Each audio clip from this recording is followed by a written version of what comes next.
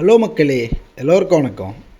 நாம் இன்றைக்கி செய்ய போகிற ரெசிபி ஹோட்டல் ஸ்டைல் கார சட்னி தான் செய்ய போகிறோம்.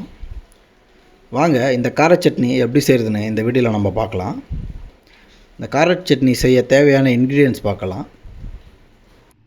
2 தக்காளி கட் பண்ணி வச்சுருக்கேன், ஒரு வெங்காயம் கட் பண்ணி வச்சுருக்கேன், 4 காஞ்ச மிளகா கட் பண்ணி வச்சுருக்கேன், 10 பல் பூண்டு இடித்து வச்சுருக்கேன், தாளிக்க 1 ஸ்பூன் கடுகு உளுத்தம் பருப்பு, தேவையான அளவு உப்பு, ஒரு கைப்பிடி அளவு கருவேப்பிலை, 1 ஸ்பூன் காஷ்மீர் ரெட் சில்லி, தேவையான அளவு கொத்தமல்லி.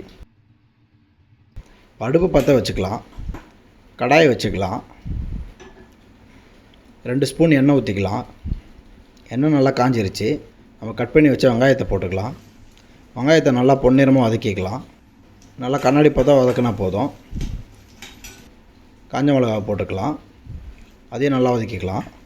பூண்டு போட்டு நல்லா வதக்கிக்கலாம். நம்ம கட் பண்ணி வச்ச 2 தக்காளியை போட்டுக்கலாம், அதையும் நல்லா வதக்கிக்கலாம். ஒரு கைப்பிடி அளவு கருவேப்பிலை போட்டுக்கலாம், அதையும் நல்லா வதக்கிக்கலாம். 1/4 ஸ்பூன் மஞ்சள்தூள் போட்டுக்கலாம், 1 spoon Kashmir red chilli powder போட்டுக்கலாம். தேவையான அளவு உப்பு போட்டு நல்லா கலந்து விட்டுக்கலாம். மசாலா எல்லாம் போட்டுட்டு நல்லா வதக்கி எடுத்துக்கலாம். ஒரு 10 நிமிஷம் நல்லா ஃபேன் காற்றுல ஆற வச்சு எடுத்துக்கலாம்.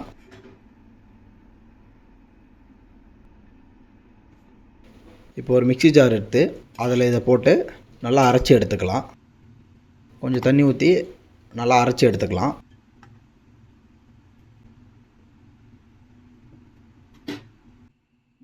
நம்ம ஃபஸ்ட்டு மிக்ஸி ஓட்டும் போது லெஃப்டில் ஓட்டணும், அப்போ தான் எல்லாமே நல்லா அரைக்கும். அதுக்கப்புறம் 3ல் வச்சு நல்லா அரைச்சிக்கலாம்.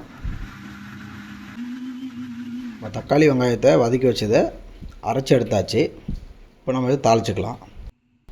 அடுப்பு பற்ற வச்சு கடாயை வச்சுக்கலாம். 1 ஸ்பூன் எண்ணெய் ஊற்றிக்கலாம். 1 ஸ்பூன் கடுகு உளுத்தம் பருப்பு போட்டுக்கலாம். அதை நல்லா கலந்து விட்டுக்கலாம். கடுகு உளுத்தம் பருப்பு நல்லா பொரிஞ்சிருச்சு. கருவேப்பிலை போட்டுக்கலாம். இப்போ நம்ம அரைச்சி வச்ச பேஸ்ட்டை இதில் ஊற்றிக்கலாம். தேவையான அளவு தண்ணி ஊற்றி நல்லா கலந்துக்கலாம். கொத்தமல்லி ஒரு கைப்பிடி அளவு போட்டுக்கலாம்.